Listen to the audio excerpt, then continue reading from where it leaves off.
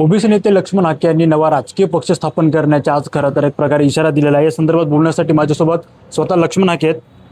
पत्रकार परिषद घेतली, खरं तर तुम्ही आजच घोषणा करण्यात असं वाटलं होतं, आणि काय नेमका तुमचा उद्देश असणार आहे या पक्ष स्थापनेमागे? हे बघा, पावसाळी अधिवेशन झालं महाराष्ट्रामध्ये। या अधिवेशनामध्ये ओबीसींच्या प्रश्नावरती एकही लक्षवेधी आली नाही, एकही प्रश्न विचारला गेला नाही, एकही आमदार बोलायला तयार नाही, एकही विरोधी पक्षनेता बोलायला तयार नाही, एकही सत्तेतला पक्ष बोलायला तयार नाही। तर मग आम्ही प्रश्न मांडायचे कुठं? आम्ही बोलायचं काय? आम्ही करायचं काय या लोकशाहीमध्ये? आम्हाला एवढं इग्नोर केलं जातंय।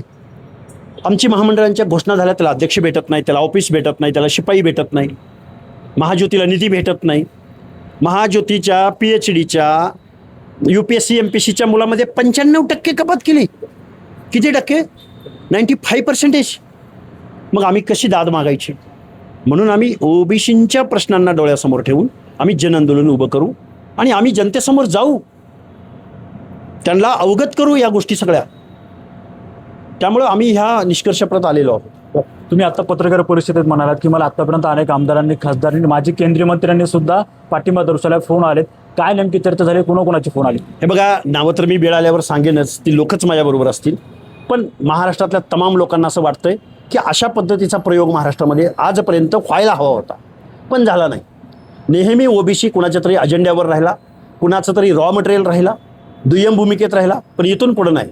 ओबीसी जिसकी संख्या जितनी भारी उसकी उतनी सत्ता में भागीदारी, या न्यायामध्ये ओबीसी इथून पुढच्या कालावधीमध्ये येईल। पण राज्यात आणि देशात सत्तेत असलेला भाजप पक्ष, हा भाजप पक्षाचा ओबीसी हा DNA मानला जायचा, मात्र तुम्ही मागची आगामी पार पडलेली विधानसभा असेल किंवा लोकसभा असेल त्यावेळेस भाजपला पाठिंबा दिला होता, मग आता नेमकं असं काय झालं की ओबीसीला वेगळी भूमिका घ्यावी लागते? नाही, आम्हाला त्यावेळी वाटलं होतं भाजप ओबीसी पश्चाताप होतोय। पश्चाताप होतोय।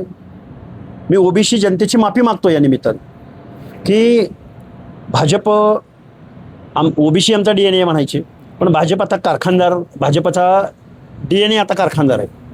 राष्ट्रवादी काँग्रेसचे रिपीट अगेन अगेन निवडून येणारी माणसं आहेत। भाजपचा DNA प्रसाद लाड, दरेकर सारखी माणसं आहेत। त्यामुळं आता आम्हाला आमचा DNA आणि आमचं काम आणि आम्हाला आमचं आत्ता आंदोलन उभं करायचं। लोकशाहीमध्ये आम्हाला तसा अधिकार आहे। त्यामुळे आम्ही पक्ष स्थापन करू, जनतेमध्ये जाऊ, बॅलेटमध्ये त्याचं मत मागू, आम्ही इथल्या सत्ताधाऱ्यांना पर्याय देऊ, या गोष्टी होतील। आता तुम्ही असं पत्रकार परिषदेमध्ये काही नेत्यांची नाव घेतले, धनंजय मुंडे असतील, गोपीचंद पडळकर असतील, हे देखील तुमच्या सोबतच, मात्र ते देखील आता सत्तेत सहभाग आहेत भाजपमध्ये, राष्ट्रवादीमध्ये। नाही, मी तसं बोललो नाही। त्यांना का मंत्रिपद मिळत नाही हा मलाही पडलेला प्रश्न आहे असं बोललो। कारण आम्हाला जर सोबत आहेत का तुमच्या? नहीं, सोबत ये अंदर की बात है, सोबत तो बहुत लोग हैं, उसकी यादी बहुत बड़ी है, एक दो क्या, बहुत बड़ी है।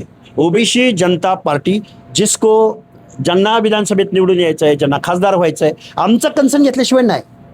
आमचा क्राऊड किती आहे, त्यामुळे ह्या गोष्टी होतील। गोपीचंद पडळकर असतील किंवा महादेव जानकर असतील किंवा इतर ओबीसी नेते असतील सरकारमध्ये असलेले, सध्या त्यांच्याशी काही चर्चा झाली आहे? हे बघा, चर्चा करायची गरज नाही, माझी जनतेबरोबर चर्चा आहे।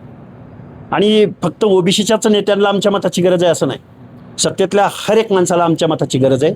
आमची मतं ज्यांना हवी असतील तर ते आमच्याकडे येतील, त्यांची मतं आम्हाला देतील, आमची मतं त्यांना देतील। नवा प्रयोग, नवी बेटी, नवा दांडू, नवा महाराष्ट्र, नवनेतृत्व, नवा पक्ष, नवे प्रश्न, नव्या समस्या। तुम्ही आता म्हणालात की मनोज जरांगे पाटीलने ओबीसी मधून मागणी करू नये, त्यांनी ओबीसी मधून मागणीचा नाद सोडला तर आम्ही त्यांना पक्षामध्ये, म्हणजे त्यांना आम्ही आमंत्रण देतोय। खरं तर तुम्ही एकत्रितपणे खुलं आमंत्रण देताय का जरांगे पाटील? राजसत्ता अंतिम असते। जरांगे पाटील काय भीक मागायची आरक्षणाच्या माध्यमातून? आपण एकत्र जाऊ ना, ज्या लोकांनी आपल्यावरती अन्याय केलाय आपण एकत्र बसू आणि नीती ठरवू, दुखण्यावरती सही इलाज करू। काय भीक मागायची? जरांगे पाटलांना खुलं आमंत्रण आहे का तुमच्याकडे? हे बघा, इथल्या व्यवस्थेनं ज्यांच्यावरती सामाजिकदृष्ट्या अन्याय केलाय, ज्यांना संविधानानं त्यांचे हक्काधिकार बहाल केले, ते तसेच राहू द्या। त्यांच्यामधून मागणं म्हणजे त्यांना उद्ध्वस्त करणं ही जरांगेंची मागणी आहे। एवढा एक मुद्दा त्यांनी जर मागं घेतला, आपण सत्तेत जाऊ ना, आपण सत्तेत जाऊ, नीती ठरवू, धोरण ठरवू। ज्या काही ठराविक लोकांनी इथल्या महाराष्ट्राचा पुरता बोजवारा उडवलाय, तिथं जर सामान्य कुटुंबामधली पोरं पुढे येत असतील आणि एक नवीन धोरण राखत असतील तर त्याचं स्वागत असेल। जरांगे पाटलांशी जुळती भूमिका घेतात? नाही, जुळती भूमिकेचा प्रश्नच येत नाही। ओबीसी मधलं आरक्षण ॲट एनी कॉस्ट, जे सामाजिकदृष्ट्या मागास आहेत, ज्यांनी इथल्या शेकडो वर्षाच्या स्पॅनमध्ये ज्यांनी सामाजिकदृष्ट्या दुजाभाव सहन केला आहे, ज्यांच्या पिढ्यांनी, त्यांच्यामध्ये तुम्ही कसं जाऊ शकता? हे अनैसर्गिक आहे। तुम्ही गेलात तर ते तुमच्या स्पर्धेत टिकू शकत नाहीत, हे वास्तव आहे. कधीपर्यंत घोषणा करणार आता पक्षाची? महिन्या 2 महिन्यात शिवाजी पार्कला मुंबईला धुमधडाक्यात असं. नक्कीच आपण जर बघितलं तर ओबीसी नेते लक्ष्मण हाके आपल्यासोबत होते. येत्या काही दिवसांमध्ये मुंबईमध्ये आझाद मैदानामध्ये धूमधडाक्यामध्ये आम्ही पक्षाची स्थापना करणार होतो असा एक प्रकारचा खरं तर त्यांनी आता इशारा दिलेला पाहायला मिळतो. त्यामुळे आता ओबीसी नेते लक्ष्मण हाके यांचा ओबीसी जनता पार्टी हा पक्ष नेमका कसा असणार याकडे सर्व महाराष्ट्राचं लक्ष लागणार आहे. निरंजन शेरकर, पॉलिटिकल महाराष्ट्र, पुणे.